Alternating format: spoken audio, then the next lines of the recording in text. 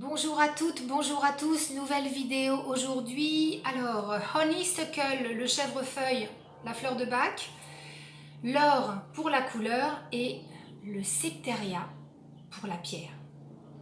Commençons par Honeysuckle, c'est la fleur du passé assimilé, Honeysuckle. C'est la fleur qui permet de combattre, je dirais, efficacement l'attachement excessif aux souvenirs du passé.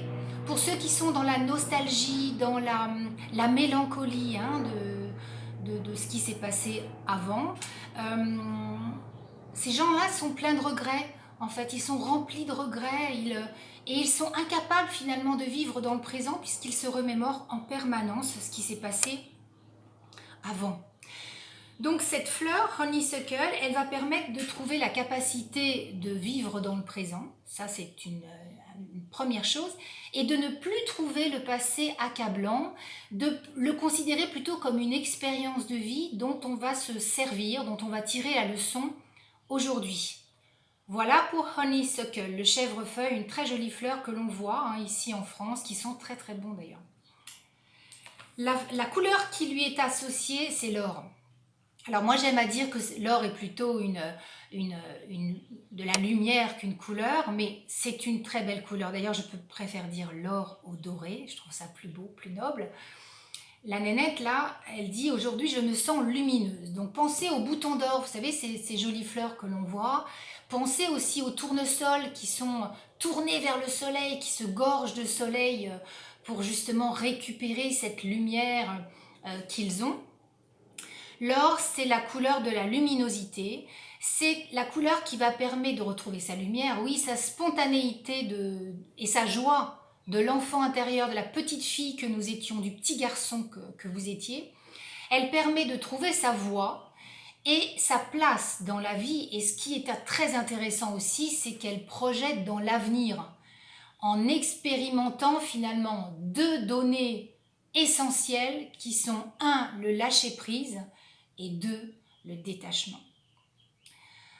Voilà pour l'or, donc beau programme, une étole en or, en jaune d'or, pourquoi pas, un pull en ce moment non, il fait trop chaud, un t-shirt jaune d'or, les huiles essentielles aussi qui apportent cette énergie-là sont le citron, la citronnelle de Java par exemple, j'en parle dans mon livre, ça c'est pour l'or. Et au niveau de la pierre, voilà un septeria. Alors c'est une pierre qui est assez méconnue en fait, je trouve ça dommage, vous allez voir pourquoi, parce qu'elle a des vertus extraordinaires. Donc le septeria, c'est un mélange de calcite jaune et de grès. Elle est très originale avec ses traits, enfin vous voyez, cette espèce de jaune, kaki, marron, enfin c'est assez étonnant.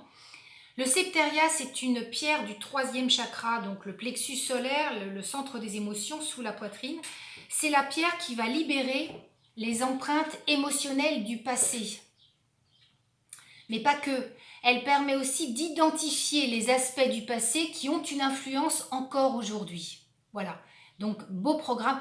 Honnêtement, je pense qu'on a tous intérêt à travailler avec un septeria parce qu'on a tous, honnêtement, des souffrances passées qui peuvent, j'allais dire, embourber ou du moins scléroser en fait notre avancement dans la vie. Et tant que ces empreintes-là sont toujours présentes, évidemment, ça va être compliqué d'avancer dans la vie sereinement. Donc, au niveau du nettoyage à l'eau, quand l'utiliser, dans votre poche, alors oui, ou sous l'oreiller bien sûr, voilà des petits bouts de septeria que vous pouvez mettre dans vos poches ou sous votre oreiller bien sûr, et puis un œuf aussi que j'aime bien, qui est là. Toujours de septeria. Voilà. Voilà pour aujourd'hui, une dernière information avant de vous quitter. Pour connaître mon actualité, en fait, je vais vous mettre un lien en fait sous la vidéo pour que vous puissiez vous inscrire à ma newsletter. Voilà. Je vous souhaite une belle journée. Je vous dis à très vite pour une nouvelle vidéo. Et puis, bon week-end là. Il s'annonce plutôt ensoleillé, donc faut en profiter. Ciao.